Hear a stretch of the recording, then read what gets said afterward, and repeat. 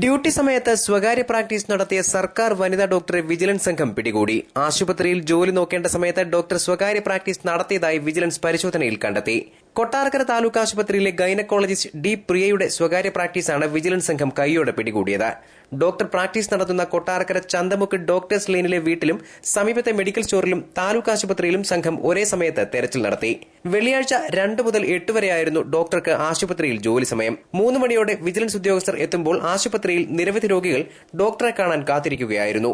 ഇതേസമയം ഡോക്ടറുടെ വീട്ടിൽ 35ലധികം രോഗികളുണ്ടായിരുന്നു. ഡോക്ടറുടെ സ്വകാര്യ പ്രാക്ടീസിനെക്കുറിച്ചും സമീപത്തെ മെഡിക്കൽ സ്റ്റോറുമായി ചേർന്നുള്ള മരുന്ന് കച്ചവടത്തെക്കുറിച്ചും വ്യാപകമായ പരാതികൾ വിജിലൻസിന് ലഭിച്ചതിനെ തുടർന്നായിരുന്നു തെരച്ചിൽ. ആശുപത്രിയിലെത്തുന്ന രോഗികൾക്ക് അവിടെ നിന്നുള്ള സൌജന്യ മരുന്നുകൾ നൽകാതെ വീട്ടിലെത്തി കാണാൻ ആവശ്യപ്പെടുകയും മെഡിക്കൽ സ്റ്റോറിൽ നിന്ന് വില കൂടിയ മരുന്നുകൾ വാങ്ങാൻ പ്രിസ്ക്രിപ്ഷൻ നൽകുകയും ചെയ്യുന്നു എന്നതായിരുന്നു പ്രധാന പരാതി. അനാവശ്യ മരുന്നുകൾ കുറിച്ചു നൽകുകയും ഒരേ ലാബിലേക്ക് തന്നെ പരിശോധനയ്ക്ക് അയക്കുകയും ചെയ്യുന്നതായി പരാതി ഉണ്ടായിരുന്നതായി വിജിലൻസ് ഉദ്യോഗസ്ഥർ പറയുന്നു. പരിശോധക സംഘം ഡോക്ടറുടെ വീട്ടിലെത്തിയപ്പോൾ അവിടെ രോഗികളുടെ രജിസ്ട്രേഷൻ നടക്കുകയായിരുന്നു. മെഡിക്കൽ സ്റ്റോറിൽ പരിശോധന നടത്തിയ വിജിലൻസ് സംഘം ഇവിടുത്തെ ജീവനക്കാർ യോഗ്യതകളില്ലാത്തവരാണെന്നും കണ്ടെത്തി. സാക്ഷരതാ മിഷൻ ഉദ്യോഗസ്ഥൻ കൂടിയായ മെഡിക്കൽ സ്റ്റോർ ഉടമയുടെ ഭർത്താവ് ജോലിയിൽ നിന്ന് അവധിയെടുക്കാതെ കട നടത്തുകയാണെന്നും കണ്ടെത്തി. ഈ വിവരം സാക്ഷരതാ മിഷൻ സംസ്ഥാന ഉദ്യോഗസ്ഥരെ അന്വേഷണ സംഘം അറിയിക്കുകയും ചെയ്തു.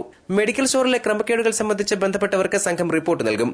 വിജിലൻസ് സംഘത്തിനൊപ്പം ഡെപ്യൂട്ടി ഡിഎംഒ കൃഷ്ണകുമാറും ഉണ്ടായിരുന്നു. ഡോക്ടർക്കെതിരായ കണ്ടെത്തലുകൾ ആരോഗ്യവകുപ്പ് ഡയറക്ടർക്ക് സമർപ്പിക്കും. Vigilance DYSP Rex Bobby Arvin, സിഐമാരായ ഗോപകുമാർ, ഷൈനു തോമസ് എന്നിവരുടെ നേതൃത്വത്തിലായിരുന്നു പരിശോധന. News bureau, Kottarakkara.